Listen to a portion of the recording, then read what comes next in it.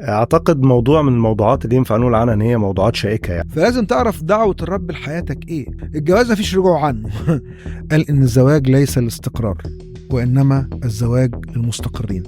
1000 خطوبة بايظة ولا جوازة واحدة بايظة.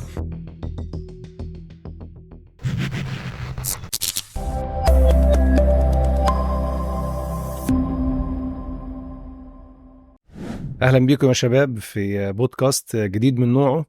انا مشتاق ادخل في الموضوع على طول ونتكلم عن موضوع الارتباط. فرحان ان يكون معنا كيرو في بودكاست خاص بالشباب.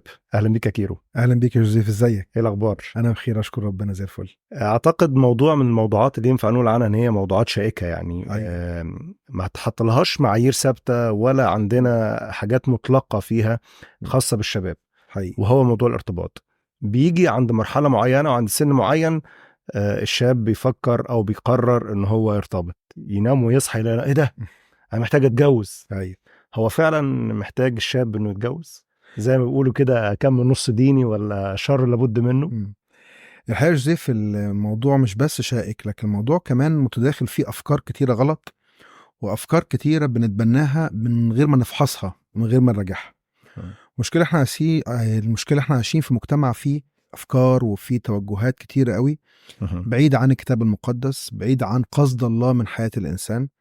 وكتير ناس مسيحيين اسميين لكن للأسف مفيش عمق، مفيش علاقة أو شركة مع الله بأي شكل من الأشكال. فبالتالي لما بيحبوا ياخدوا قرار مصيري في الحياة، ولا سيما قرار الزواج اللي أنا بسميه قرار الحياة كلها، لأن احنا جواز مسيحيين أو زي ما بيقولوا كده جواز نصارى، الغلطة فورة، خلاص خلص الموضوع. انت بترتبط بحد لنهاية العمر. ايوه. وده اللي هنقوله مع بعض وهنتكلم فيه في البودكاست. وده شعار البودكاست، انه 1000 خطوبة بايظة ولا جوازة واحدة بايظة. لا اشرحها تاني بقى ديت. آه. يعني 1000 خطوبة بايظة ولا جوازة بايظة؟ يعني انك تراجع نفسك اثناء الخطوبة، تراجع نفسك اثناء الاختيار، وتراجع نفسك اثناء العلاقة اكتر من 1000 مرة، وممكن تخش في كذا علاقة وتفشل. افضل بكتير جدا من انك تاخد قرار الجواز وفعلا تقبل عليه وتتجوز فعلا وهوب تكتشف ان انت خدت قرار غلط او انك ما ينفعش تكمل. ما هي دي الكارثة بقى، في انه في الخطوبة اللي فيها بفكر 1000 مرة. بفكر بناء على ايه؟ يعني ايه اللي بيخليني افكر، ومين اللي بيفكر معايا، وانا بفكر ازاي؟ ما دي بقى المشكلة، ان ممكن اكون بفكر 1000 مرة بس كل تفكيري غلط. بالظبط. فالسؤال الاولاني، مش عايز اقول سؤال، الحكاية الاولانية يعني هو انا ليه بتجوز؟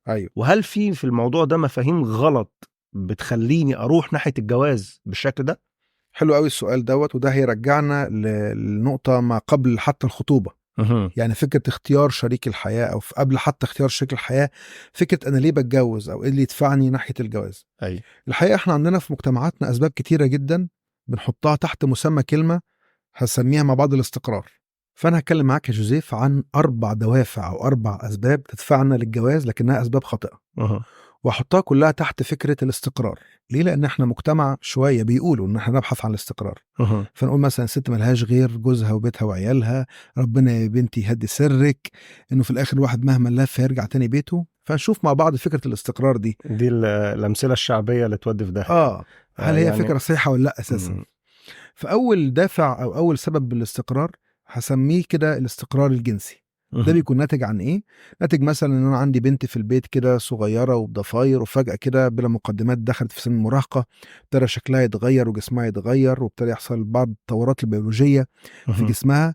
فده خلت مامتها بشكل من اشكال تخاف، تقول لك احنا عايزين ايه، نجوزها بسرعه عشان نتستر عليها. وكأنه البنت نضوجها وكبرانها الجسدي يعيبها بأي شكل من الأشكال. أو ممكن يجيب الفضيحة. فاحنا مجتمع بيخاف من الفضايح، وعشان نبعد عن الفضايح فبندور ان احنا نتستر، ممكن يكون بطرق غلط وسريعة على حاجة زي كده. أو مثلا شاب كبر برضو حصل له نضوج جسدي بأي شكل من الأشكال، فابتدى انه يصارع شوية مع الإباحية أو العادة السرية، أو يخش في علاقات انه ولد وعنده غريزة جنسية وعايز يشبعها بأي شكل من الأشكال. فأول ما الأهل بيحسوا إنه ممكن يشبع غريزته بشكل غلط، بدل ما ينبهوه أو يعلموه أو يتناقشوا معاه، نجوزه. الولد كبر، فإيه الحل؟ إن احنا نجوزه على طول. بسم الله ما شاء الله كده بقى راجل ويفتح بيت. فأنا مش عارف إزاي بقى راجل ويفتح بيت وهو لسه حتى مش قادر يشيل مسؤولية نفسه. فبتكون نتيجة انه الولد او البنت بيخشوا الجواز يا اما عشان خاطر يعفوا نفسهم او يحافظوا على طهارتهم الجنسية او الجسدية من ناحية، او اشباعا للرغبة الجنسية لكن في اطار ايه شرعي. فكأنه الجواز بيديهم رخصة ان هم يمارسوا الجنس لكن بشكل شرعي. احنا خلاص يعني ما فيش حاجة بقى تقول ان ده عيب او ده غلط. ده ما يسمى الاستقرار الخادع. ايوه بالظبط، اللي هو انت بتخدع نفسك فبتعمل كده، فكأن البنت بيعيبها ان هي كبرت بالظبط وجسمها بقى انسه كبيره، فاسهل حاجه لينا نجوزها بالظبط. وده يرجع للبيت. اكيد هنتكلم عن موضوع أيوة. البيت بعد كده. والولد علشان نحميه من الافلام، وكأن يعني يوم اللي هتجوز فيه دوت خلاص مش هيتفرج تاني على افلام، فنجوزه فيعمل دوت في اطار حلال. بالظبط. وزي ما انت خادم للشباب وبتسمع، وانا كمان بخدم الشباب كتير وبنسمع حاجات زي كده، وبنشوف شباب كتير قوي اتجوزوا غرضا ان هم يحافظوا على نفسهم او ان هم يمارسوا الجنس بشكل شرعي، لكن بعد شهر او 2 بالكتير بيلاقوا ان هم مارسوه في الجواز تنزل الستاره السوداء. عكس تماما اللي هم كانوا بيتفرجوا عليه أيوه. في الافلام، وعكس تماما الاحلام والتوقعات اللي كانت عندهم. أيوه. وبالتالي بيتصدموا، وبعد الصدمه دي بيبتدوا يزهقوا ويحسوا ان هم خدوا قرار غلط. وللاسف عندنا في المسيحيه مفيش حاجه اسمها قرار غلط في الجواز. الغلطه فوره، خلص الموضوع على كده.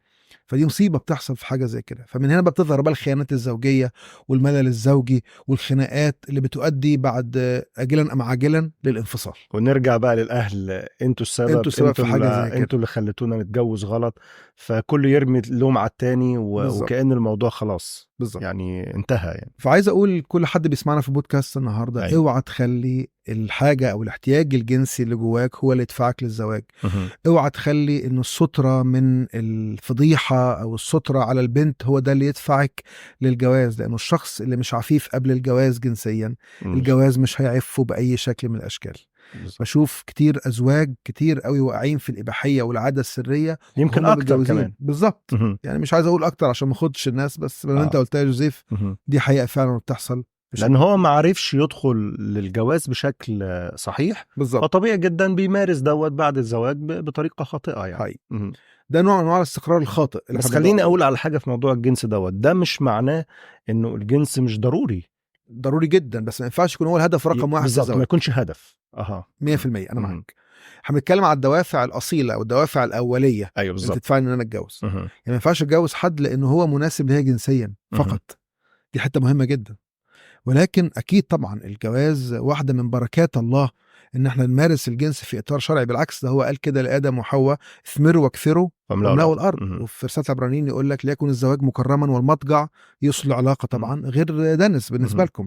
فالجواز والعلاقه الجنسيه في الجواز مهمه جدا، لكن ما تنفعش يكون هي السبب اللي بتخليني ارتبط او اتجوز باي شكل من الاشكال، لانه بعد الجواز هيختفي تماما وتكون اضراره اكتر من مميزاته.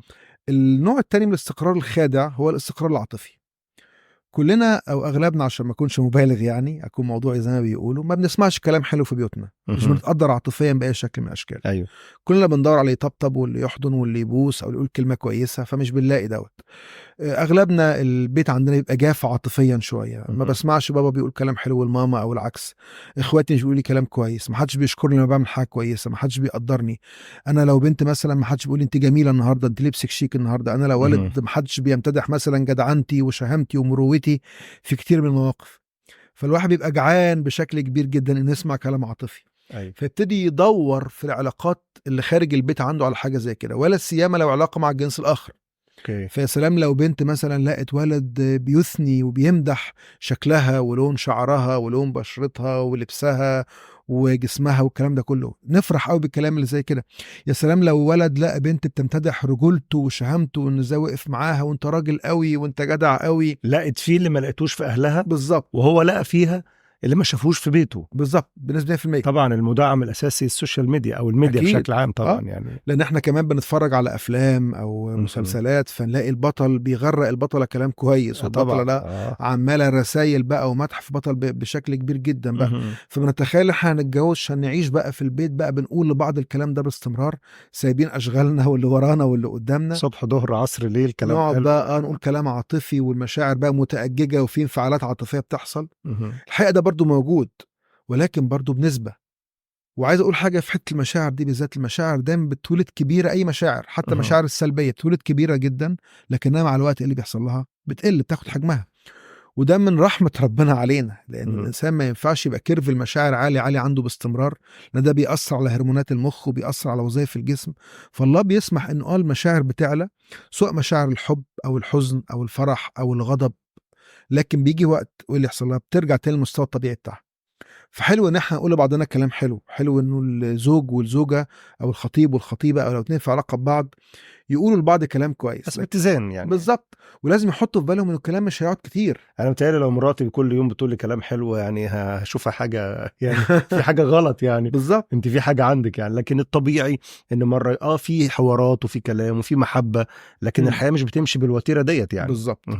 فعايز اقول انه اوعى تنخدع او اوعى تهرب من جحيم البيت اللي عندك وجحيم البيت اللي عندك لعلاقه فيها كلام عاطفي كويس. لانه اعتقادا منك انه ده هيدوم طول العمر، لانه في الوقت اللي هتختفي فيه المشاعر تحس انك برضو خدت قرار غلط، وهتندم انك ارتبطت بشخص لانه انت كنت مستني منه متوقع منه جرعه من المشاعر، وهو فعلا في وقت من الاوقات اداها لك، لان احنا بشر انهارنا محدوده، النبع اللي احنا بنطلع منه ماهوش متدفق باستمرار. ممكن الشخص ده يعيا، يمرض، يحزن، يفشل في حياته، يتعصب، يغضب، فتوقف عن اعطاء المشاعر بنفس الصوره اللي كانت في بدايه العلاقه، فده بيخلينا نحبط. ده بغض النظر اذا كان هو اصلا بيقول الكلام ده لغرض تاني بالظبط قبل الجواز، فبيتصدم فيه او هي تتصدم فيه بعد الجواز، فتكون الكارثه كارثتين. اشكرك يا جديد، دي حته مهمه جدا، لانه كم من الشباب بيعوزوا ان هم يوقعوا قلوب البنات، كلام معسول بقى ومجرد انه بيضمن ان هي خلاص معاه وارتبط بيها والعلاقه هتكمل، فبيعمل ايه؟ بيتوقف عن ده خالص، فالبنت بتحس بالخدعه. انت بطلت تقول لي كلام حلو يعني، وبطلت تقول لي كلام زي الخطوبه او قبل الخطوبه. ايوه، فالصدمه كبيره جدا وبتاخد ألم كبير جدا في الوقت ده. النوع الثالث من الاستقرار الخادع هو الاستقرار الاجتماعي. ايه هو؟ ان احنا بنتجوز حفاظا على صورتنا الاجتماعيه. وهنا بالذات عايز اركز شويه على البنت.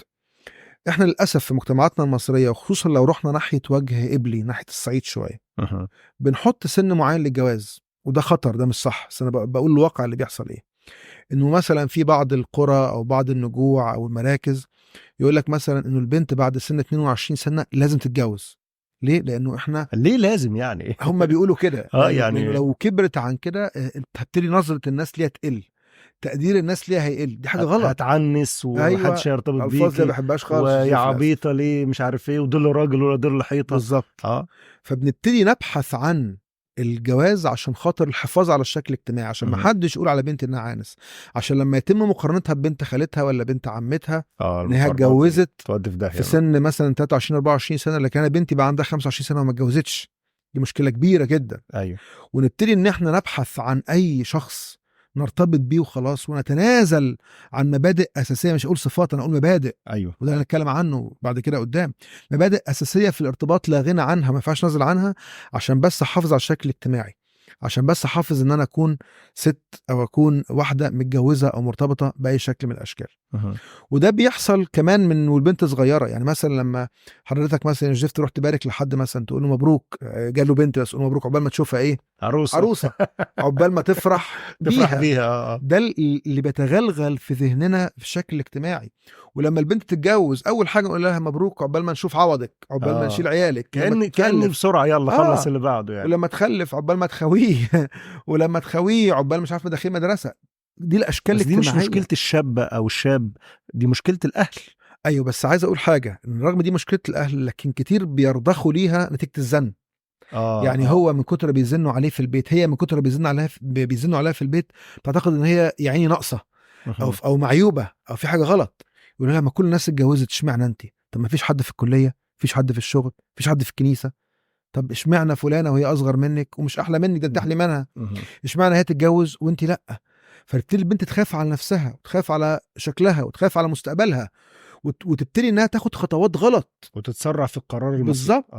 او الشاب من الناحيه الثانيه، انا ما ابتديتش بالشاب لان الضغط على الشاب بيكون اقل شويه. بالظبط. لان احنا الشباب عندنا برضو بيقعدوا لحد 30 وممكن 40 سنه وما بيرتبطوش او بيتجوزوا، ما بيكونش عنده مشكله زي البنت، بس برضو هو بيحب يحافظ على شكله الاجتماعي. انا اخواتي كلهم اتجوزوا، انا دفعتي كلها خطبوا، اشمعنى انا؟ فبيبقى بيحصل نوع من الغيره الغير مبرر، وكانه احنا في سباق، وكأنه احنا يعني في منافسة، مين هيتجوز قبل مين ومين هيخطب قبل ده مين. صحيح، ده صحيح. وعايز اقول حاجة شخصية يا جوزيف، انا اتجوزت في سن صغير اشكر رب. يعني انا اتجوزت وانا اتجوزت كام سنة؟ انا خطبت وانا عندي 24 سنة واتجوزت وانا 25 سنة.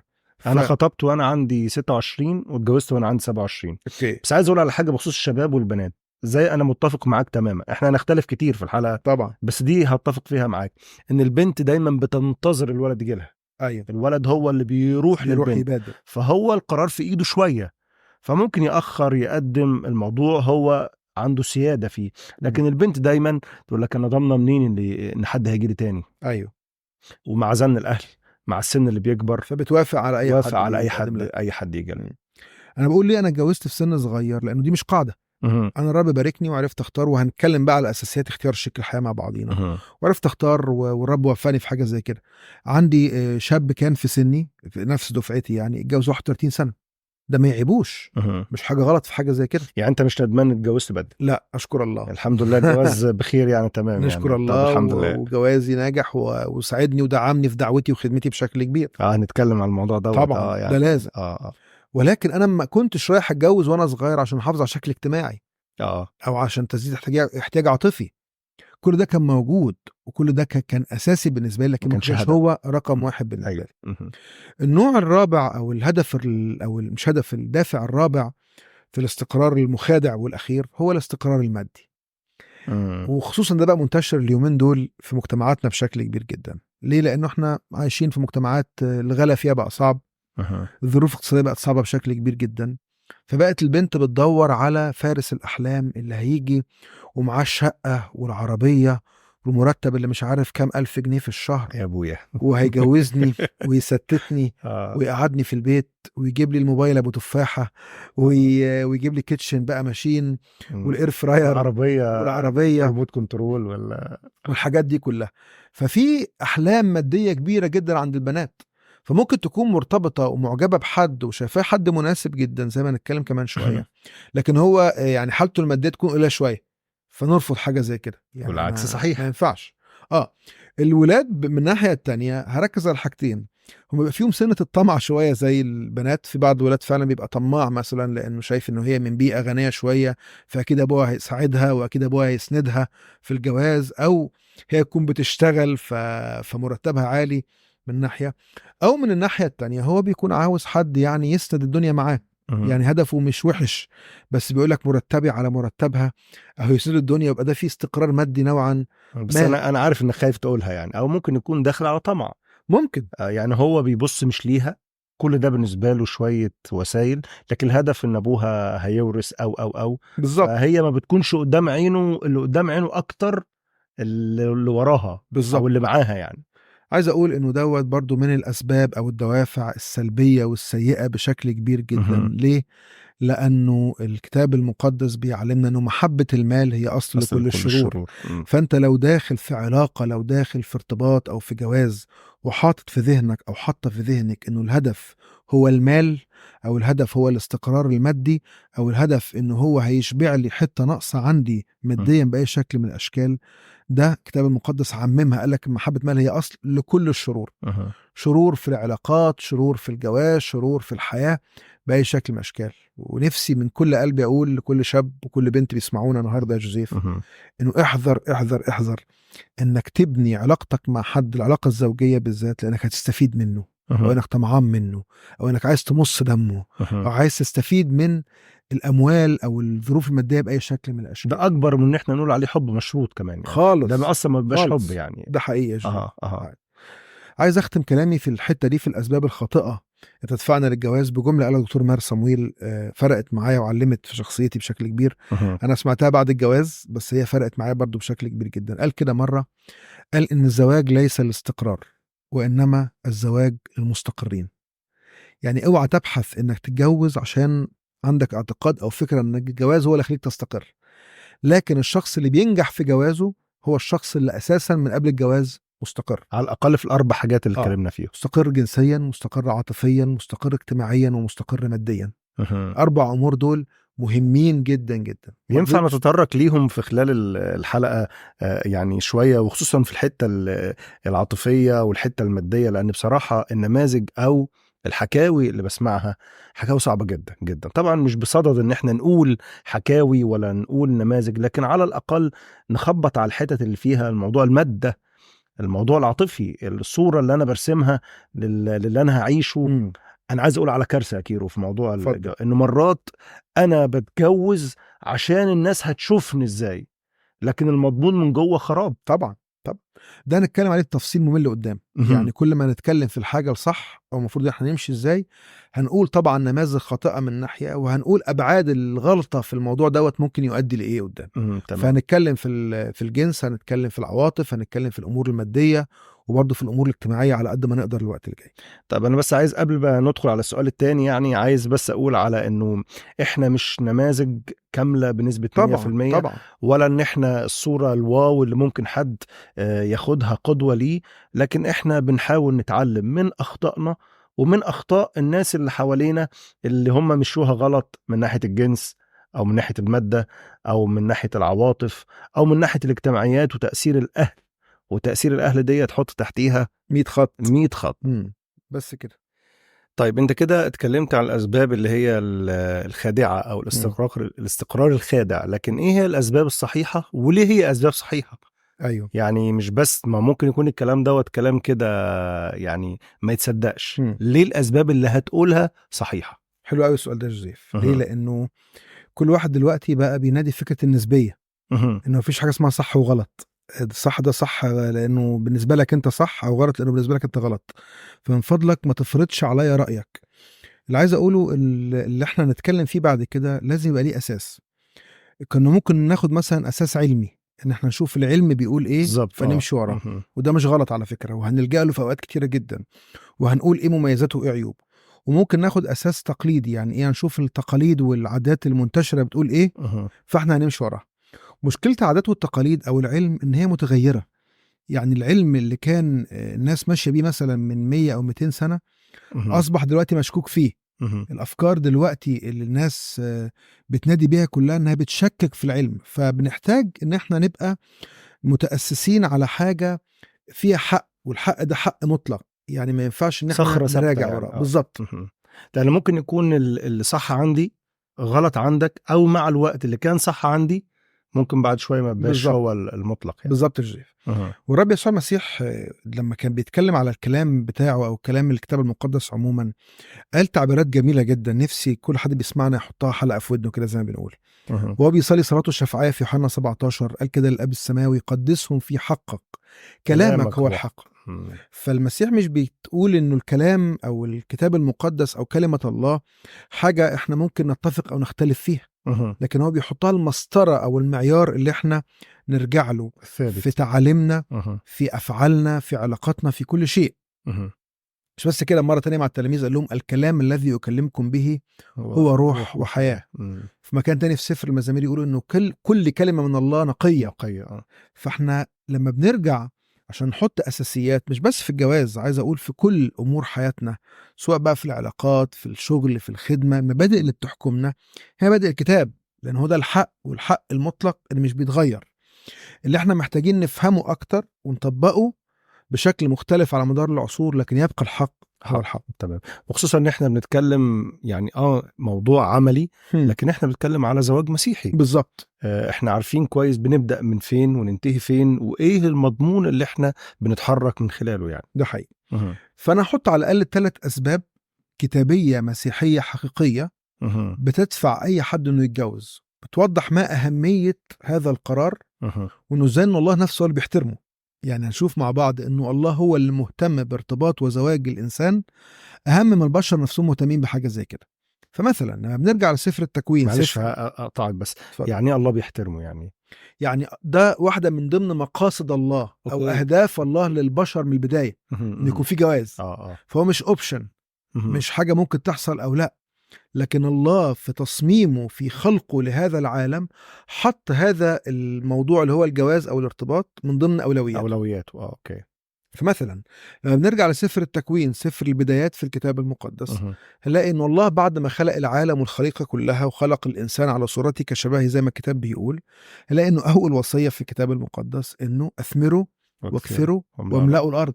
فالله كان عنده وصية واضحة وصريحة إنه خلق البشر ذكرا وأنثى، خلقهم، وكان أول وصية ليهم إنه يحصل إثمار وإكثار. طب ده يحصل إزاي؟ نروح لتكوين 2 نلاقي إنه الصورة بتوضح أكتر. إنه بعد ما الله خلق الحيوانات والطيور والبهائم كلها ذكرا وأنثى، بص على الإنسان ولقى إنه آدم ليس له معين نظير، ملوش حد من جنس الآخر زيه. فيقول الكتاب كده في تكوين 2:18: وقال الرب الإله ليس جيدا أن يكون آدم وحده، فأصنع له معينا نظيره. الآية دي بتأثرني يا جوزيف. ليه؟ لأنه احنا أوقات لما بنتكلم على الارتباط أو الجواز بنتكلم عن احتياجات، أنا محتاج ارتبط علشان كذا وكذا وكذا. حين الكتاب المقدس بيقول لنا إنه الله من قبل ما الإنسان يعلن عن احتياجه أو حتى يشعر باحتياجه، قبل ما آدم يحس إنه هو وحيد أو وحده في جنة عدن، الله نفسه قال ليس جيدا أن يكون آدم وحده. جميلة الفكرة دي. أصنع له معين نظير. طبعا وده يخلينا نشوف إنه الله بيهتم باحتياجاتنا قبل ما حتى احنا نفكر فيها. مش بس نقولها، لكن حتى نفكر أو نشعر بيها بأي شكل من الأشكال. فعايز أقول رقم 1 إنه الجواز هو رغبة إلهية، هو مقاصد إلهية، هو وصية إلهية. في البداية أثمروا واكثروا واملأوا الأرض. ورقم 2 ليس جيدا أن يكون آدم. أنا عجباني الفكرة دي جدا، فكرة إن حتى لو آدم مع الوقت مشي واكتشف ده احتياجه، فكان الرب يقول له قبل ما أنت تفكر بالزبط. أو تكتشف ده احتياجك، أنا واخد بالي من الموضوع ده بالظبط 100%. فده يقول لنا قد إيه قلب الله من ناحيتنا، ده أهمية الرجوع لكلمة ربنا. إني مش بتجوز عشان تزيد احتياج عاطفي أو جنسي أو مادي أو اجتماعي زي ما كنا بنقول، لا، في حاجة أعمق من كده. إنه الله شاف إنه ليس جيدا أن يكون آدم وحده. احنا ما ينفعش نكمل حياة لوحدنا. أنت محتاج حد يسندك. فالله من البداية له علاقاتي، خلقنا لأنه عايزنا نكون في علاقة معاه، علاقة صحيحة وحية ومتزنة، لكن في نفس الوقت عايزنا نكون في علاقات مع بعض. ومش بس الموضوع مش بيقف عند كده، لا، ده اثمروا واكثروا واملأوا الأرض، اعملوا علاقات تانية. بالظبط. خلفوا واثمروا واكثروا. وانا عايز العلاقة الزوجية تثمر عن أسرة، والأسرة تنتج عيلة، والعيلة قبيلة، والقبيلة شعب. واللي يمشي في تاريخ الكتاب المقدس هيشوف انه ده قصد الله من البداية، انه يبقى فيه بشر، انه يبقى فيه كائنات حية تحمل صورته وتحمل شبهه وعايشة في هذا العالم. فده أول سبب احنا بنتجوز أو بنرتبط، لأجله احنا بنطيع وصية الله، بنحترم دعوة الله ومقاصد الله في حياتنا. السبب التاني والمهم إنه الإنسان لو كان فضل عايش لوحده، الإنسان كان هيختبر أنانية، لأنه عايش لوحده بيلبي احتياجاته هو الشخصية، بيشوف هو نفسه في إيه، عايز إيه، وهكذا.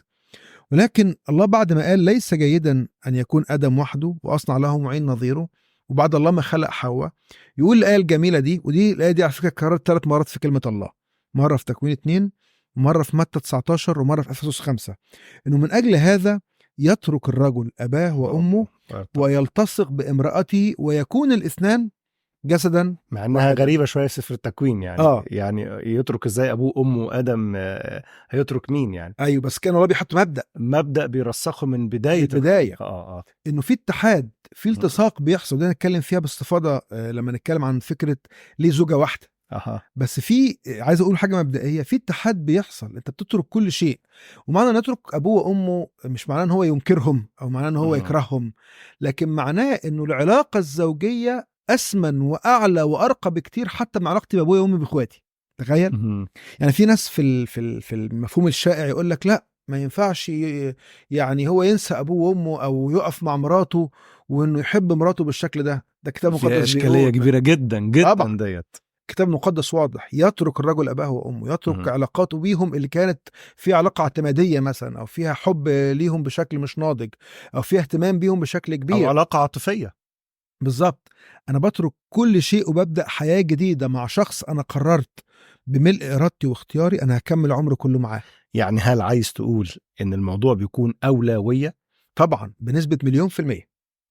لا غنى عن الزواج لا غنى عن علاقتي بشريك حياتي. مفيش حد هيقعد في حياتي ياخد المكانة اللي واخدها زوجتي، ولا زوجتي هياخد عندها المكانة اللي أنا واخدها كزوج.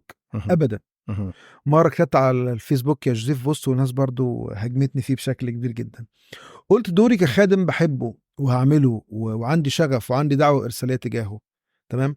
بس في جزء من دعوتي إن أكون زوج، ولو خدمتي وقفت قصاد دعوتي كزوج، انا هختار دعوتي كزوج عن الخدمه. ما تخافش، انا جاي لك في موضوع الدعوه وارتباطها بالارتباط والزواج، وهل دوت عائق ولا دوت مشجع، يعني جاي لك في السؤال ده، ما تخافش وهتتهاجم، انا عارف يعني في الحته ديت يعني اللي يحصل لكن انا بس عايز اكد ان هو اولويه في قصد الله، كمان اولويه ان يترك الرجل اباه وامه. الرب قالها صراحه. يعني ما زوقهاش يعني، ويلتصق بامراته، يلتصق ليها معاني كتيره، بس ان مراته تكون اولويه في حياتي. دوري كابن لابويا مهم، وكابن لامي وكاخ لاخواتي مهم جدا، لكن دوري كزوج ما فيش غنى عنه، مفيش حد يقدر يعمله. دوري كخادم مهم، لكن دوري في بيتي ما حدش يقدر يعمله غيري. ايوه. فكره انه لا انا اضحي بزوجتي واضحي باولادي عشان الخدمه اهم، ده مفهوم محتاج يتراجع بشكل كبير. فكره اني اخدم الرب، فالرب هو اللي يخدم زوجتي واولادي، ده كلامة ربنا وتعودنا عليه، بس محتاج يتراجع في ضوء كلمة ربنا بشكل كبير. ياما بيوت مؤمنين وخدام خربت يا جوزيف، وانا شفت ده بعناية، لانه ما اداش اولوية لبيته وما اداش اولوية لزوجته، تحت مسمى الخدمة بالظبط، رفع شعارات الخدمة اولا، والرب وانا بضحي وانا سايب مراتي عيانة عشان انزل اخدم، وسايب ولادي مش عارف محتاجيني، لكن الرب اهم. لا، انت الرب مش هنا اهم، والرب طبعا اهم، بس انت قلت الخدمة هي الاهم مش الرب اهم. لو الرب بيكشفه كده مصارحة اعتقد الموضوع هيبقى مختلف تماما. يقول لك انا انا ما قلتلكش اعمل كده بالظبط، او انا ما قلتلكش عيش الفكرة ديت بالشكل دوت. اعتقد في جدل كتير في الحتة ديت، لانه هي ديت اللي احنا بنبني عليها، مش هقول ايماننا المسيحي لكن جوازنا المسيحي. بالظبط. وعايز اقول برضو انه في دوافع كتيرة في الخدمة بتكون انانية. يعني لما انا بخرج عشان اخدم وسايب بيتي خربان وسايب زوجتي محتاجالي وسايب ولادي تعبانين، لا، انا عشان احافظ على شكلي، عشان يشاوروا عليه يقولوا خادم الرب الامين اهو، عشان الشخص الكويس اهو يسقفوا لي، ده سايب بيته وسايب عياله، ده سايب مراته وهي محتاجاله. ده دافع سيء جدا في الخدمة. او يمثل ان جوازه كويس برضه علشان يبقى خادم كويس وجوازه كويس، فالناس تشاور عليه، لكن هو من جوه وفي قرارة نفسه الدنيا مش مظبوط. بالظبط. عايز اقول انه السبب التاني اللي بيخليني اتجوز يا جوزيف، ان الزواج بيساعدني ان اخرج بره اطار نفسي وانانيتي واحتياجاتي، واختار اني اشارك كل دوت مع شخص تاني، اكون مسؤول منه ومسؤول عنه. فالجواز بختبر مسؤولية مشتركة. انا مسؤول من شخص، حتى لو انا الراجل، تمام، انا مسؤول انه في حد يرعاني ويهتم بيا ويسمعني وينصحني ويساعدني ناخد قرار معين، وهو كمان مسؤول مني، ان انا من الناحية التانية بساعده في حياته، ان هو يعرف ياخد قرارات، ان هو ينمو، ان هو يكبر، ان هو ينضج. علاقة متبادلة بيننا احنا الاتنين. ده بيكسر فكرة الانانية جوانا، ده بيكسر فكرة انه الفردانية او الانعزالية، انا عايز اعيش لوحدي، عايز اكمل حياتي لوحدي بدون ما يكون في حد من. طب فكرة اصنع له معينا نظيره، ايوه، عايز تربطها بالكلام بتاعك. اوكي. فكرة المعين نظير معناها في اللغة الاصلية بتاعتها انه حد شبهه او يمثله، او يكون زي ما احنا بنقول راس براس. راس براس مش معناها ان نطح بعض وان احنا نكون بنتخانق مع بعض باستمرار، لكن شخص انا بشاركه الحياة يكون على نفس المستوى معايا. ليه؟ بالظبط. لانه لما نرجع الآية اللي قبليها هنلاقي انه آدم مثلا لما كان بيسمي الحيوانات بيقول انه لقى لكل الحيوانات كل حد كان ليه معين، اما له فلم يكن له معين.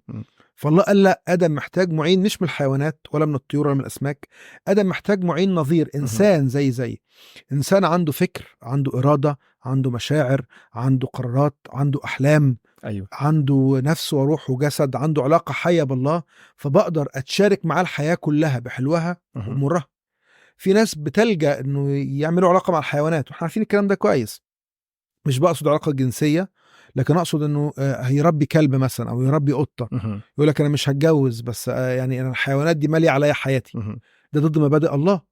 كويس انت تعطف على الحيوان، وكويس انت تربي حيوان عندك، وكويس يبقى عندك مش بديل دي. مش بديل، بس مش بديل للزواج بأي شكل الاشكال، لانه الكتاب بيقول معين نظيره، يعني شخص بيشبهني وشخص قادر انه يبقى فيه عطاء متبادل ومسؤولية مشتركة وشركة بيننا وبين بعض طول الحياة. مش بتلغي القوانين اللي الكتاب حطها، خضوع المرأة للرجل وان هو الرأس وان هي الجسد، مش بيلغي دوت تمام. لكن يكون في اتفاق وفي ميثاق عهدي وميثاق عاطفي ما بينهم، قادرين يكملوا مع بعض ارتباطهم بشكل صحيح. ده حقيقي، مش مع الحيوانات ومش لوحده. بالظبط. وده يودينا بقى للسبب الثالث والاخير، احنا ليه بنتجوز؟ قلنا بنتجوز طاعة لوصية إلهية او تحقيق لرغبة ومقاصد الله الانسان. قلنا احنا بنتجوز عشان بننتقل من حياة الفرد لحياة الجماعة، من حياة الانعزالية لحياة الشركة. تمام. لكن في سبب ثالث ومهم جدا، وده العهد الجديد هو اللي اعلنه، يمكن السببين الاولين اعلنوا في العهد القديم، والمسيح أكد برضو عليهم. لكن السبب الثالث والأخير إن إحنا بنعكس صورة علاقة المسيح بالكنيسة. وده موضوع مهم جدا جدا يا جوزيف، وكبير جدا جدا.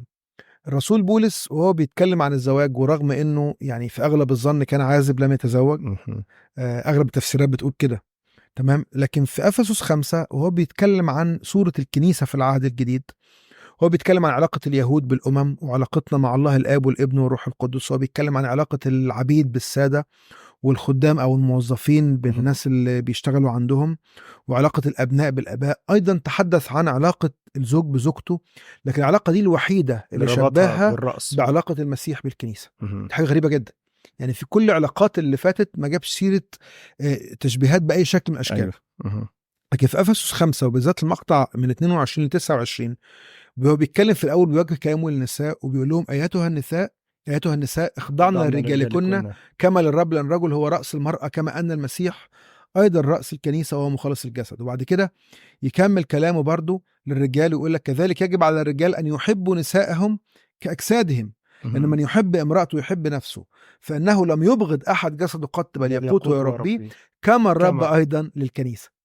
يعني في خضوع المرأة للكنيسة بنشوف صورة مصغرة جدا من خضوع الكنيسة، من خضوع المرأة للرجل بنشوف صورة مصغرة جدا من خضوع الكنيسة شعب الله لرأس الجسد اللي هو المسيح. من محبة الرجل لامرأته لزوجته بنشوف وإنه يبذل نفسه لأجلها. بص المحبة وصل حد فين؟ ده مش أنانية، ده بيبذل نفسه. بنشوف محبة المسيح اللي بذل نفسه، وليس لأحد حب أعظم من هذا أن يضع أحد نفسه لأجل أحبائه. فبنشوف بذل المسيح وفدائه وموته لأجل البشر لأجل الكنيسة. بنشوفه هو كمان في علاقة الزوجة. يا سلام، محبة وبذل وعطاء.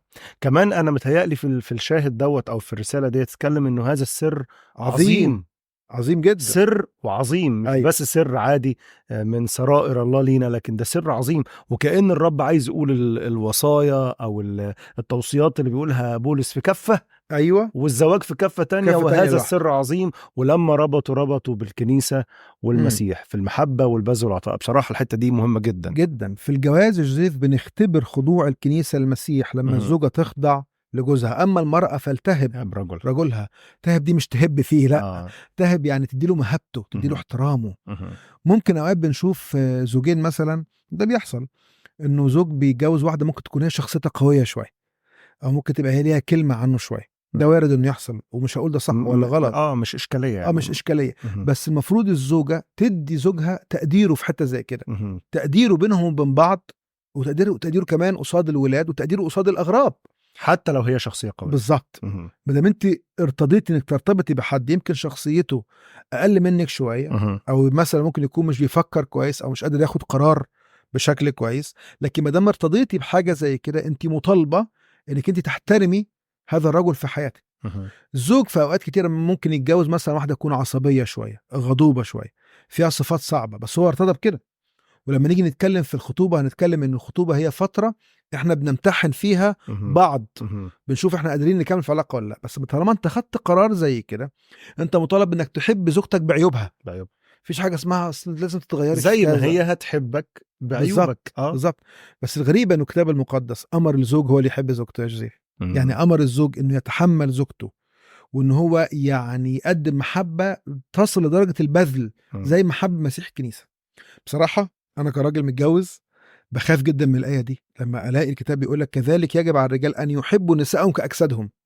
يعني كأنك أنت بتلغي نفسك خالص، تحط زوجتك مكانك. ده بيرجعنا يكون الاثنين ليس اثنين لكن جسدا واحدا.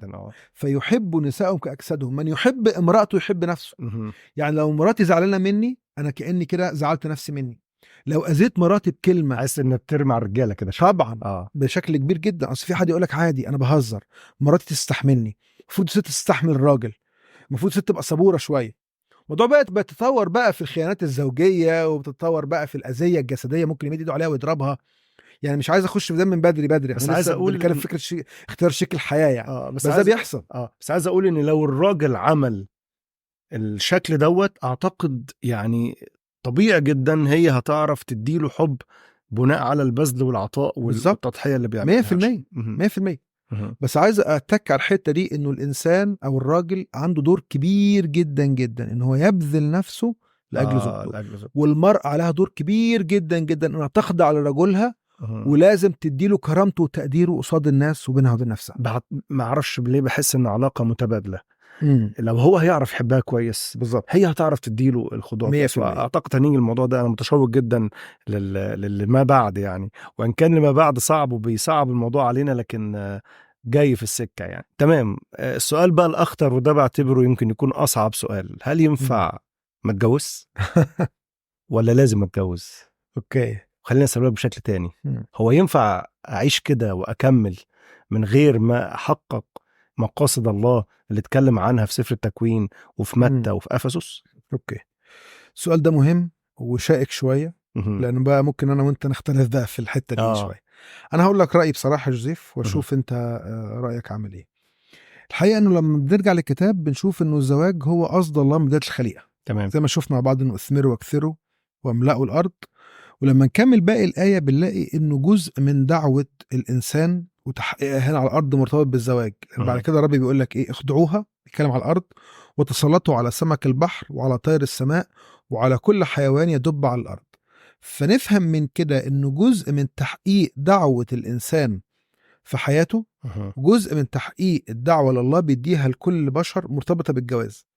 ويمكن انت اكيد اختبرت كده وانا اختبرت كده بشكل شخصي، انه زيجاتنا وزوجاتنا نفعونا في الخدمه بشكل كبير. انا دايما بقول كده، انا لو كنتش اتجوزت مراتي جزء كبير من خدمتي ما كنتش اقدر اعمله، جزء كبير من دعوه الله من حياتي هيبقى واقع.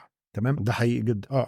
وحتى بعد الطوفان وبعد ما الله يعني كاننا زي ما بيقول كده بيشتغل من اول وجديد وبيجيب خليقه جديده من خلال نوح واولاده، كانوا بس 8 موجودين على الارض كلها، بيعيد نفس الوصيه تاني في تكوين 9 لما بيقول كده كتاب: بارك الله نوحا وبنيه وقال لهم اثمروا واكثروا واملأوا الارض.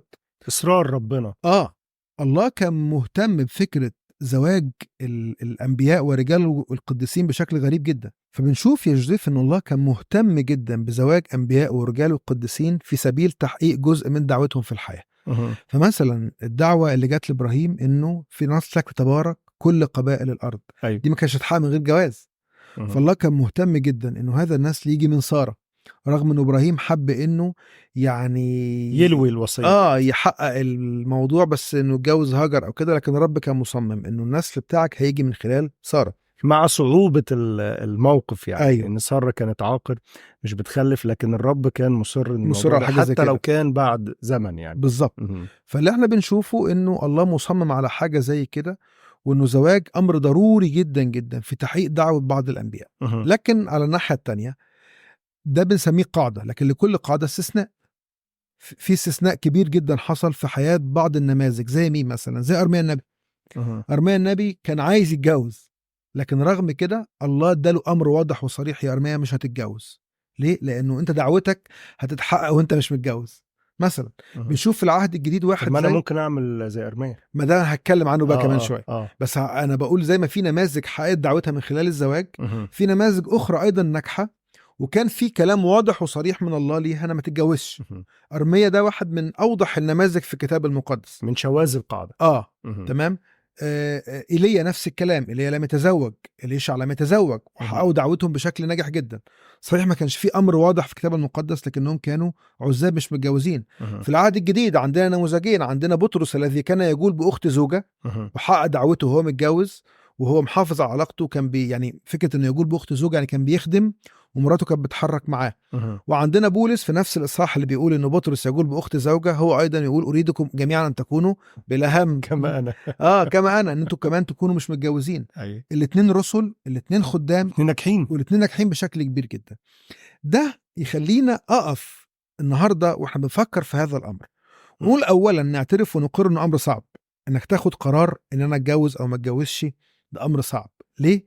لان لازم على الاقل اسال نفسي 3 اسئله في ضوء اللي احنا بنتكلم فيه من البدايه. اول سؤال انه هل دعوه الله لحياتي تمام مرتبطه بالجواز ولا لا؟ ليه؟ لانه في دعوات كبيره زي الرهبنه مثلا، لو هنتكلم ان حد مثلا دعوته الرهبنه او انه يعيش مكرس بدون زواج حتى لو في العالم، تمام، دي محتاجه انا عايز اقول يعني صوم وصلاه ودم مفتوحه وقلب يعني جاهز لاستقبال صوت من الرب. يا رب انت عايزني اتجوز ولا لا؟ ديت لايه؟ وده مفتوحه لايه؟ لصوت ربنا الحياه، صوت ربنا طبعا 100%. الله عايزني اعيش ازاي؟ تمام. الشخص بيروح يترهبن دوت، ما في برضو زي ما في ناس بتتجوز تاخد قرارات غلط، معلش خليني ابقى صريح معاك يا جوزيف، في ناس بتترهبن ويبقى القرار برضو غلط، ويشتاق لعيشه العالم ويشتاق مش بيعرف يحافظ على الرهبنه بالظبط. فده سؤال مهم جدا وهنتكلم عنه بالتفصيل بعدين. أوكي. بنقط عمليه، بس اللي عايز احطه في البدايه دلوقتي، حضرتك لازم تكون واثق ومتاكد من دعوه ربنا لحياتك. الله عايزني متزوج ولا عايزني عازب؟ لا تمشي في طريق وفي الاخر لما ترجع عنه، حتى انت ممكن ترجع عن الرهبنه بس برضو الخسائر بتكون كبيره قوي وصعبه جدا. الجواز مفيش رجوع عنه خلينا نبقى صراحه. فلازم تعرف دعوه الرب لحياتك ايه. ربنا عايزني، لانه زي ما قلت الجواز هو جزء من دعوه الله وجزء من تحقيق دعوه الله في حياتي بالظبط. فلازم اشوف نفسي واشوف الله عايزني اكون متزوج ولا عازب.